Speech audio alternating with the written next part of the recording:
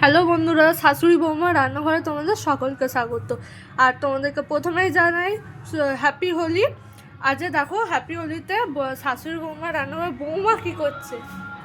মামি কি করছো?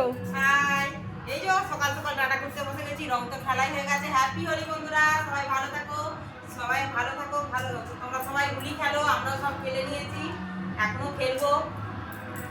চলো আমার ভাইয়েরা কি করছে আজ তোমাদেরকে দেখায়। ওই তোরা কি করছিস? আমরা বেলুন করছি, ওই দেখো পার্কে বেলুনগুলো দেখাবে। এরকম বন্ধুরা, মামি সকালবেলায় মন্দিরটা কি সুন্দর আবির দিয়ে সাজিয়ে দিয়েছে।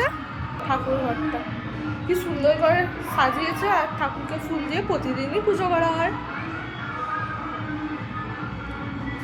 দেখো বন্ধুরা, এরা রং খেলতে ব্যস্ত।